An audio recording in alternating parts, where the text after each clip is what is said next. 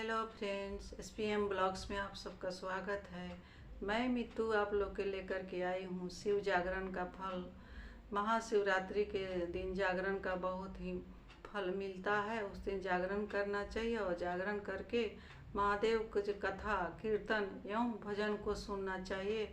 उस दिन जागरण का बहुत ही ज़्यादा फल मिलता है। सो मैं कथा के माध्यम से आप लोग को बता रही हूँ। कपिलपुरी में यज्ञदत्त नामक का एक ब्राह्मण रहता था। उसे एक पुत्र उत्पन्न हुआ जिसका नाम उसने गुणनिधि रखा। बालक बड़ा बुद्धिमान तथा चतुर था। 8 वर्ष की छोटी सी आयु में ही उसने बहुत सी विद्याएं सीख ली थी, परंतु वह कुमार्ग में पढ़कर अपने धर्म और कर्म से भटक गया। वह कुमार्ग में पढ़कर अपने धर्म और कर्म से भटक गया। जुआरी खेल कूद में संलग्न और गाने बजाने का साथी बन गया। उसने बहुत जल्दी ही अपने पिता की कमाई लुटा दी। उसकी माता उसे रोकती थी, परंतु प्रेम के कारण उसके संबंध में उसके पिता से कुछ न बताती। पुत्र चाहे कितना भी बुरा हो, माता कभी उसका बुरा नहीं चाहती। यज्ञदत्त कभी भी घर आकर अपनी पत्नी से गुणनिधि के बारे में पूछता कि इस समय गुणनिधि कहाँ है, तो वह सदा झूठ बोल देती थी। वह कह देती थी घर से बाहर गया हुआ है, या तो वह कहीं स्नान आदि कर रहा होगा या देव मंदिर में बैठकर भगवान का पूजन कर रहा होगा। और असली भेद न जानते हुए उसने गृह सूत्र के अनुसार गुणनिधि का विवाह भी कर दिया। विवाह हो जाने के पश्चात यज्ञदत्त की पत्नी सदा पुत्र को समझाती कि तुम्हारे पिता बड़े महात्मा हैं। जब उनको तुम्हारे बारे में मालूम होगा तो इसके लिए तुम्हें और मुझे दोनों को दंड देंगे। तुम्हारा कल बड़ा पवित्र है, फिर तुम यह बुरे काम क्यों करते हो? मेरे बच्चे, तुम्हारा कल्याण इस बुरे कर्मों के छोड़ देने में ही है। परंतु गुणनिधि पर माँ के समझाने का कुछ भी प्रभाव न पड़ता। एक दिन उसने पिता की अंगूठी चुराकर किसी जुआरी को दे दी। जब यज्ञदत्त ने जुआरी से पूछा कि यह अंगूठी उसने हाथ कैसे आई, तो जुआरी ने यज्ञदत्त से कहा कि उसने उनकी अंगूठी नहीं चुराई है। यज्ञदत्त ने जुआरी की बात सुनकर कहा, सुनो लल्ला, यह अंगूठी मेरी है और मुझे राजा के यहाँ से मिली है। तुम झूठ बोलकर इसे अपनी न बनाओ, परंतु यह बताओ कि यह अंगूठी तुम्हारे पास कैसे आई। यज्ञदत्त की बात सुनकर जुआरी को क्रोध आया। उसने गरजकर कहा, जो सच है सुनना चाहते हो तो ध्यान पूर्वक सुनो। यह अंगूठी तुम्हारे पुत्र गुणनिधि ने मेरे पास जुए में हारी है। उसने यही अंगूठी ही नहीं जुए में नहीं हारी, बल्कि आज तक जुए में बहुत से साधन चुराकर हारा है। आप जितने ही सज्जन साधु धर्मात्मा है, आपका पुत्र उतना ही बड़ा बदमाश है। आप इतने बड़े विद्वान होते हुए भी आज तक अपने पुत्र की करतूतों को नहीं जान सके। जुआरी की बात सुनकर यज्ञदत्त को मारे लज्जा के बुरा हाल हो गया। वह सिर झुकाए हुए अपने घर पहुंचा और घर आने के साथ ही अपनी पत्नी से पूछा कि गुणनिधि कहाँ है और वह अंगूठी कहाँ है जो कि उस दिन तूने उपटना करते समय रे हाथ से ले ली थी। यज्ञदत्त की बात सुनकर उसकी पत्नी ने उत्तर दिया कि वह अंगूठी मैंने यहीं कहीं रख दी थी, अब मुझे याद नहीं आ रहा है कि कहाँ रखी थी। स्त्री की बात सुनकर यज्ञदत्त ने कहा, तुम झूठी हो। जब कभी मैंने तुमसे गुणनिधि के बारे में पूछा है तो तुमने मुझे बात बनाकर टालने की कोशिश की है। अच्छा, तुम अंगूठी की बात जाने दो और मुझे बताओ कि घर का अन्य बहुमूल्य सामान कहाँ है। न जाने मेरे किन पापों के कारण मेरे यहाँ ऐसा पुत्र उत्पन्न हुआ। फिर जब उसने घर का दूसरा कीमती सामान देखा तो मालूम हुआ कि सभी बहुमूल्य वस्तुएं गायब थी।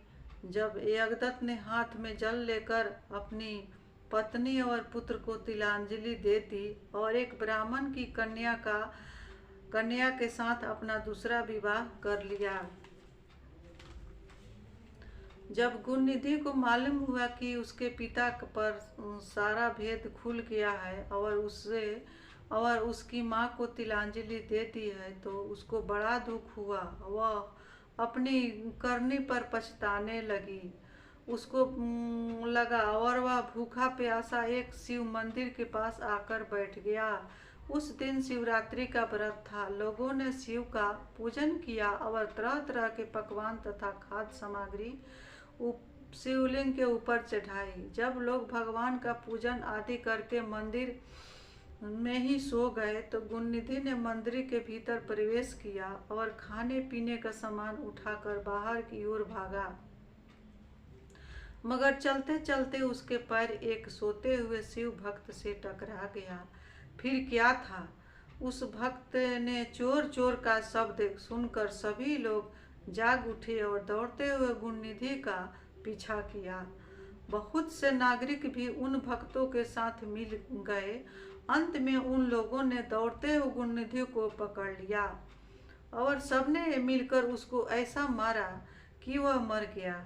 उसके मरने के साथ ही यमदूतों ने आकर उसे घेर लिया और निर्दयता पूर्वक उसे मारने लगे। उधर भगवान सदाशिव ने अपने गणों से कहा, गुणनिधि बड़ा पापी, दुराचारी और कुकर्मी है, फिर भी उसने शिवरात्रि का व्रत रखकर जागरण किया, हमारे पूजन को देखा है, हमारे दर्शन किए हैं, दीपक से लिंग के शरीर पर गिरती हुई छाया को इतने निवारण किया है, रात्रि में अपना वस्त्र फाड़कर उसमें बत्ती डाली है, प्रसंगवश इतने सारे गुणों का श्रवण किया है तथा ऐसे ही और धर्म किए हैं, अतः वह हमारे लोक को आएगा। उसके पश्चात वह कलिंग देश का राजा होगा। तुम लोग वहां जाकर गुणनिधि को यमदूतों को बंधन से मुक्त करो, क्योंकि हमने उसे अपना लिया है।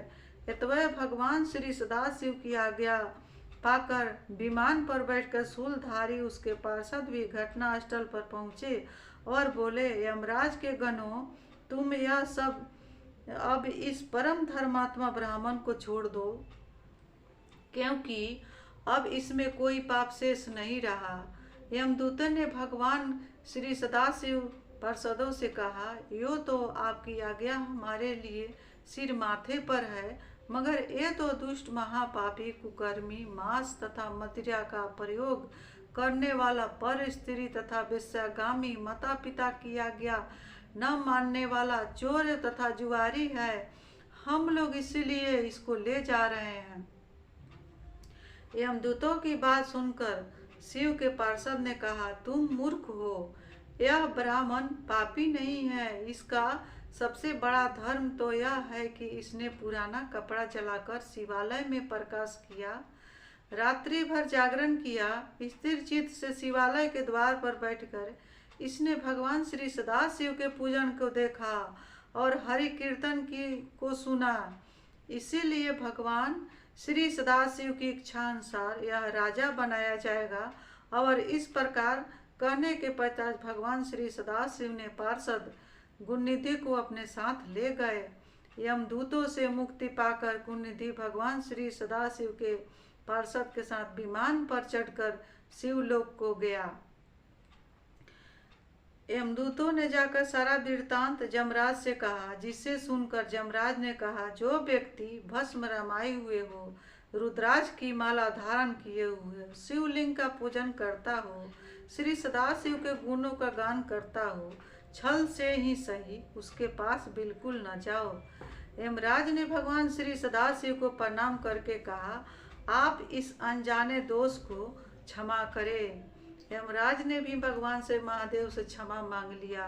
ये तो मृत्यु के देवता महादेव हैं और महाशिवरात्रि के दिन बहुत ही खुश रहते हैं। मृत्यु लोक में अपने माँ भवानी पार्वती पत्नी के साथ ही रहते हैं, इसीलिए महाशिवरात्रि का इतना महत्व है। और इस कथा का भी इतना महत्व है शिव जागरण का।